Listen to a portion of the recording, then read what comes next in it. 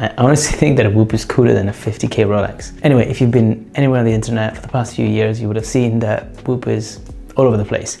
Celebrities are wearing it, elite athletes, influencers, and then me, of course. But why? What's so special? Is it really that good? I've been wearing one for over 8 months, so I thought I'd make a video reviewing my experience, the good, the bad, the ugly. Now, if you're watching this, I imagine you already know what a Whoop is, but at a very high level, it's a fitness tracker that tracks 3 main metrics: your sleep, your recovery, and your strain. And it comes with an app that shows you all the data and insights that this little thing gathers throughout the day. I've got a few things that I like and then a few things I don't like about Whoop. First thing I really like is the clear recovery score. I've had multiple fitness trackers over the year, fancy, complicated, simple. But what I love about Whoop is that it's very intuitive. There's a recovery score, 0 to 100. It's color-coded, red, yellow, and green, and it makes it really easy for you at a glance to understand how your body's doing. Now, for the data geeks out there, you have a field day with Whoop if you want to. It gathers all sorts of information from resting heart rate to HRV to respiratory rate to skin temperature, everything. But what I like is that they make it also very simple. If you don't care about all this specific, granular data, it's very easy to understand how your body's doing and how well recovered you are. The way I use a recovery score is, given that I train a lot, I use it as a guide. Depending on what the score is, I'll try and plan my day around it. Granted that I don't let it dictate what I do, unless it's a very low score, to keep it in the back of my mind when deciding what to do that day, when to go to bed. I just use it as a tool to help me better manage my training and my lifestyle. Now, the second thing that I love is probably the biggest one. This was the game changer for me. I genuinely think that before Whoop, I was chronically tired. It was actually one of the reasons why I decided to get Whoop in the first place. I was tired all the time. It was an ongoing joke with my friends. Every time we'd hang out, especially in the evening, I would always doze off and fall asleep. Every time. I've got way more pictures of me sleeping in my friends' camera rolls than I'd like to admit. And that's why I got Whoop. And when I first got it, I religiously followed the suggestions from the app of when to go to sleep, how long to sleep for, when to wake up, and it genuinely changed my life. I got a lot of energy back. I was no longer tired, didn't have this constant lingering feeling of tiredness and sluggishness, and that was great. It wouldn't be an overstatement to say it was life-changing.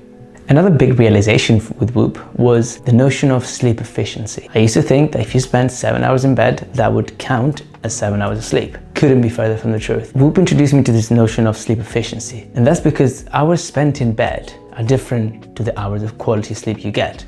And you kind of intuitively know this, but Whoop tracks your sleep efficiency. I think in general, good sleep efficiency score is about 85%.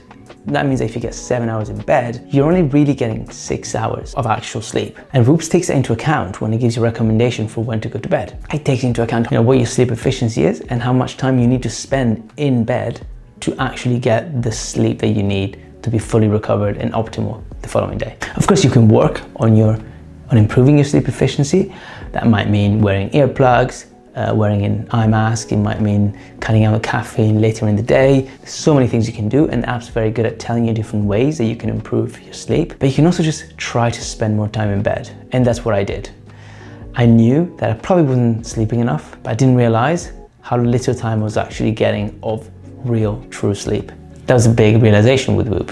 Another thing I really like about Whoop is that, look at it. Notice anything? There's no screen. It's very subtle. There's no screens, there's no pinging, buzzing, nothing. With my job, I just look at screens all day. When I come home and I go on social media, I scroll through screens all day.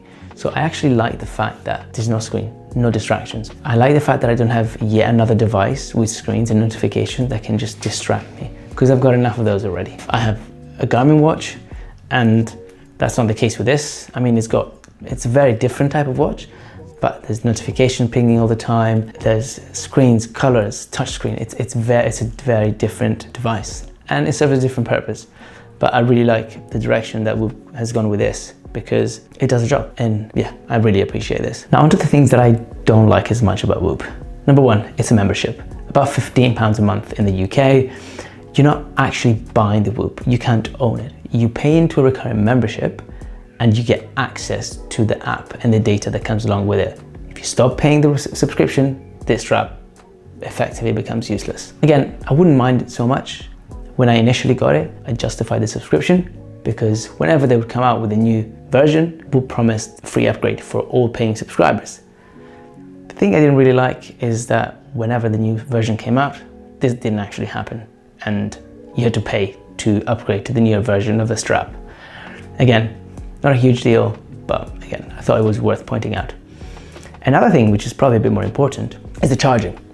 This thing for me lasts about 3 days, which isn't that good, I think. In comparison, this with GPS, touchscreen, maps, all bells and whistles lasts over a week. So yeah, I think the battery life could be a bit better, and it's a little bit annoying. Whoop does get a little bit of a pass because of the ease of charging. Standard in the box, you get this puck.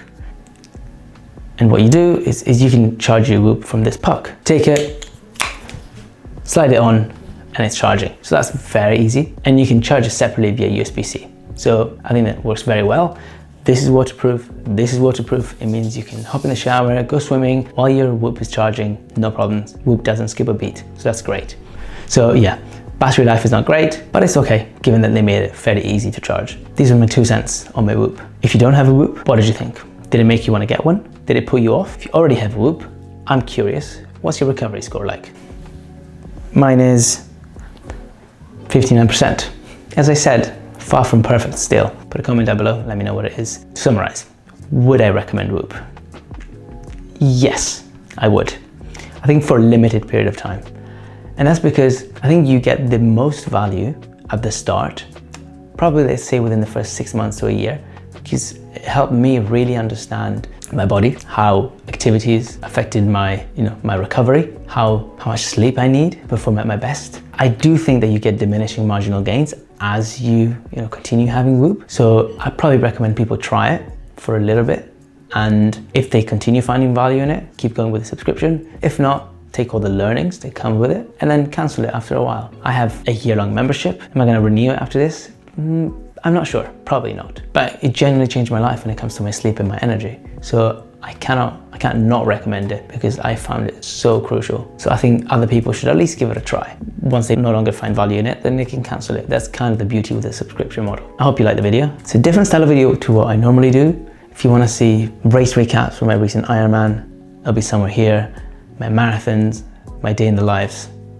Check them out. So I hope it was entertaining, and I'll see you in the next one.